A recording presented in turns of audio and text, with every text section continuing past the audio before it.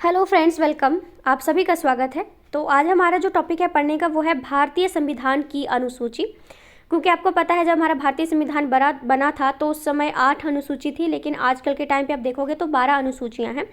12 अनुसूची हम क्या करते हैं, अक्सर ये नाम याद रख लेते हैं या फिर ये याद रख लेते हैं कि 12 अनुसूचियाँ हैं, लेकिन हर एक सूची के अंदर कुछ स्पेसिफिक चीज़ें रखी गई हैं, उसको हम पढ़ना भूल जाते हैं। बस हम नाम याद रख लेते हैं कि हाँ जी, हमारे संविधान में 22 भाग हैं और 12 अनुसूचियाँ हैं।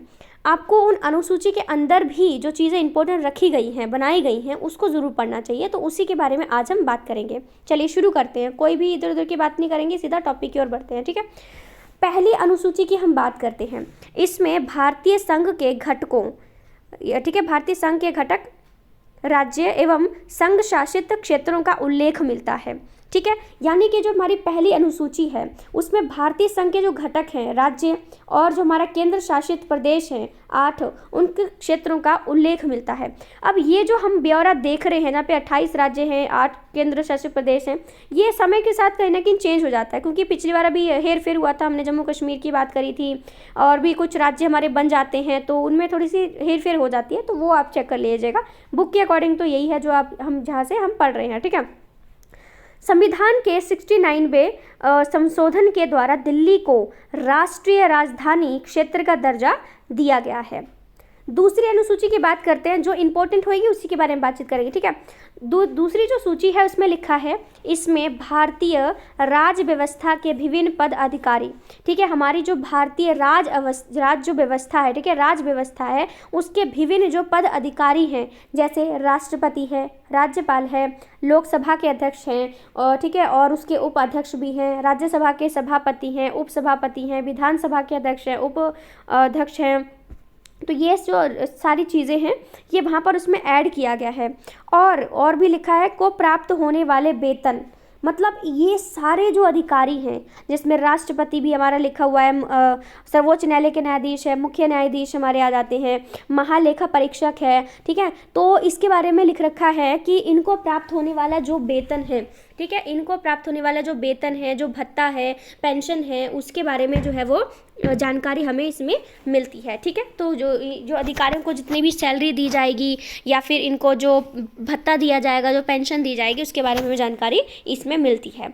तीसरा पॉइंट हमारे पास आता है, तीसरी सूची जो आती है इसमें लिखा है, इसमें विभिन्न पद अधिकारियों जैसे जो मंत्री हैं, उच्चतम एवं उच्च न्यायालय के न्यायाधीश हैं, द्वारा पद ग्रहण के समय ली गई शपथ का उल्लेख मिलता है। जो जैसे आपने देखा होगा भी हमारे राष्ट्रपति जो है, कोई राज्य का मुख्यमंत्री बनता है या फिर कोई भी चीज़ होती है तो हमारे जो राष्ट्रपति है ना, वो उनको शपथ दिलाता है। तो शपथ दिलाने वाली जो चीज़ हो जाती है ना, वो हमारी अनुसूची 3 में मिल जाती है।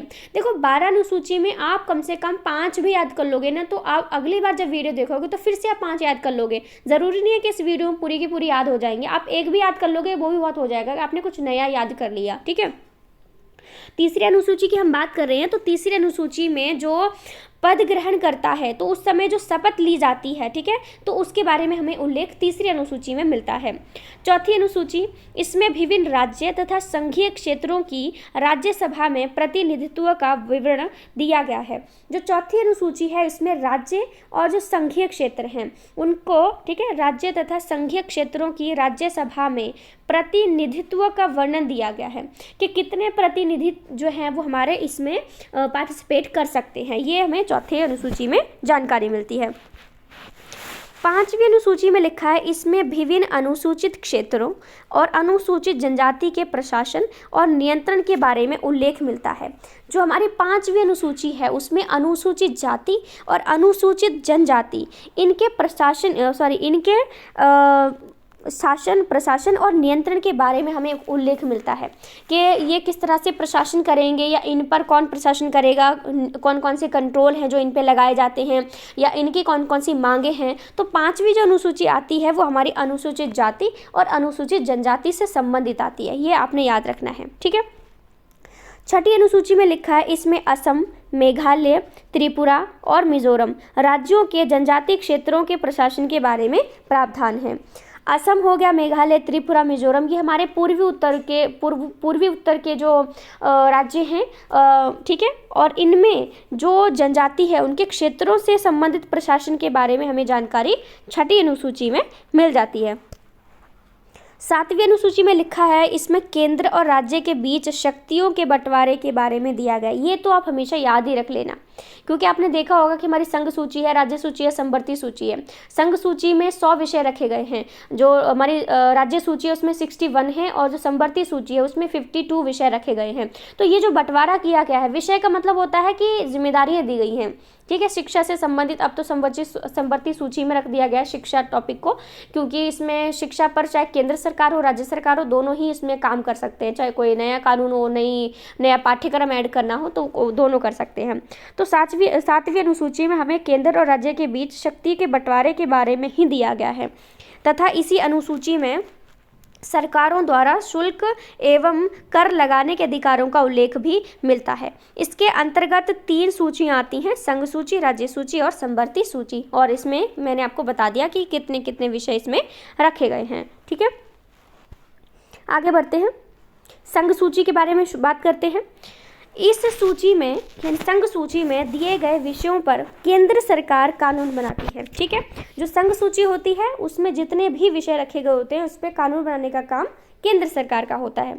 संविधान के लागू होने के समय इसमें 97 विषय थे, यानी कि जब संविधान हमारा लागू हुआ था तो उस समय केवल 97 ही इसमें विषय रखे गए थे।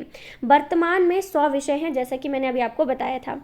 संघ सूची के कुछ महत्वपूर्ण विषय हैं, जैसे कि जो केंद्र सरकार है वो देश की प्रतिरक्षा के लिए काम करती है, विदेशी मामले हो जाते हैं, युद्ध, शांति, रेल, डाक, तार, बैंकिंग, मुद्रा हो गई, ठीक है, मुद्रा बैंकिंग हो गई, परमाणु शक्ति हो गई। ये ऐसे बड़े बड़े टॉपिक हैं जो हमारे देश को, देश की रक्षा के लिए बहुत ज़रूरी है। तो जो केंद्र सरकार है वो इसके लिए इसमें काम करती है। ठीक है, उसके बाद हमारे पास आता है राज्य सूची। राज्य सूची में, इस सूची में दिए गए विषय पर राज्य सरकार कानून बनाती है। आपको हेडिंग से पता चल रहा होगा राज्य सूची में क्या है।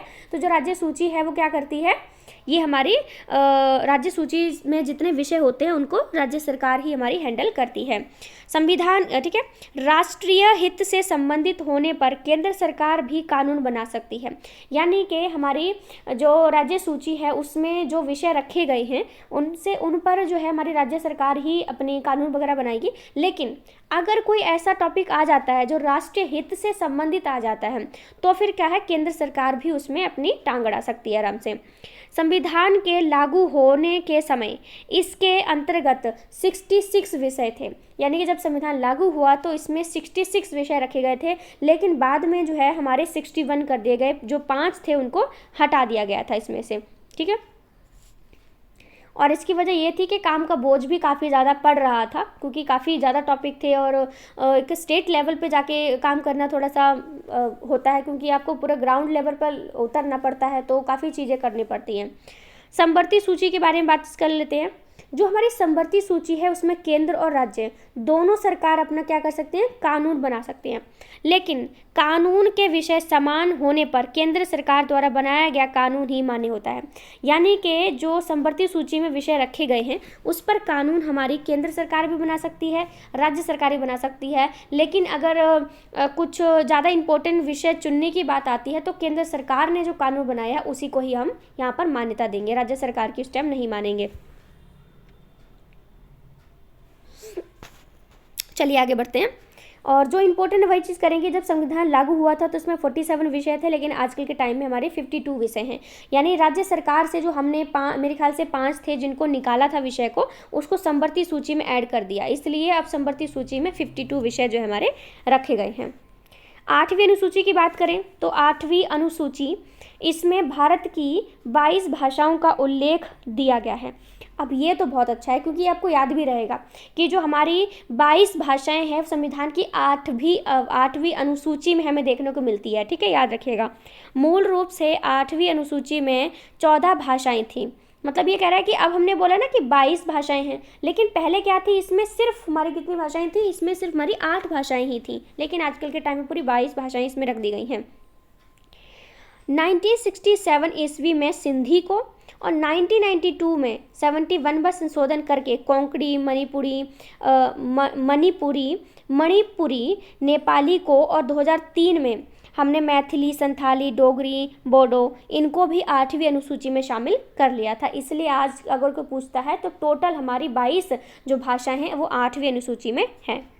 9वीं अनुसूची में लिखा है संविधान में यह अनुसूची प्रथम संविधान संशोधन अधिनियम 1951 के द्वारा जोड़ी गई। इसके अंतर्गत राज्य द्वारा संपत्ति के अधिग्रहण की विधियों का उल्लेख किया गया है।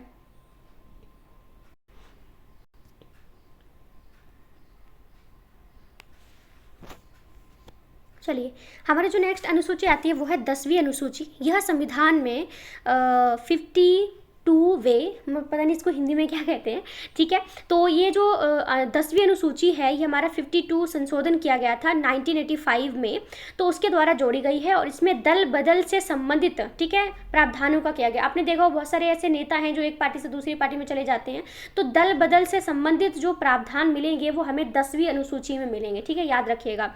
11वीं अनुसूची में लिखा है कि यह अनुसूची संविधान में 73 संवैधानिक संशोधन जो कि 1993 में किया गया था उसके थ्रू जोड़ी गई है और इसमें पंचायती राज संस्थाओं को कार्य करने के लिए 29 विषय प्रदान किए गए हैं। जो पंचायती राज संस्थाएं हैं, गांव में देखोगे आज भी पंचायती व्यवस्था ही चलती है, तो जो पंचायती राज व्यवस्था है वो जो है वो 29 विषय उन्हें प्रदान किए गए हैं कि आप इन मसलों को आप ही सॉल्व करेंगे, ठीक है। उच्च न्यायालय तक तो ये ना ही पहुंचे इतना बेहतर रहेगा, क्योंकि उनके ऊपर भी इतने सारे विषय होते हैं, इतने सारे चीज़ें होती हैं काम करने के लिए। 12वीं अनुसूची में लिखा है ये अनुसूची संविधान में 74 बार संवैधानिक संशोधन किया गया था और इसमें शहरी क्षेत्र की स्थानीय स्वशासन संस्थाओं को कार्य करने के लिए 18 विषय प्रदान किए गए थे, ठीक है। तो ये हमारी टोटल जो है 12 अनुसूचियाँ थी जिसके बारे में आज हमने थोड़ा सा ब्रीफली पढ़ा है, और क्योंकि इसमें अंदर ज़्यादा कुछ भी लिखा हुआ नहीं है, थोड़ी थोड़ी चीज़ें हैं, बस आप थोड़ा थोड़ा हिंट के तौर पे याद रख लेना कि 10वीं अनुसूची में दल बदल की बात करी है, 11वीं अनुसूची में पंचायती राज व्यवस्था की बात करी है, 12वीं अनुसूची में हमें जो शहरी क्षेत्रों की स्थानीय स्वशासन संस्थाएं हैं, ठीक है, शहरी क्षेत्रों में भी हमारी स्थानीय स्वशासन संस्थाएं होती हैं, तो वो भी हमारे 18 विषयों को हैंडल कर सकते हैं। तो इस तरह से आप थोड़े थोड़े हिंट के तौर पर इसको याद ज़रूर कर लीजिएगा, ठीक है। तो आज के लिए हम इसको यहीं पे ख़त्म करते हैं। सेशन अच्छा लगा तो मुझे कमेंट करके बता सकते हैं, नहीं अच्छा लगा तो वो भी बता सकते हैं, कोई टेंशन नहीं, ठीक है। So thank you so much friends, thank you.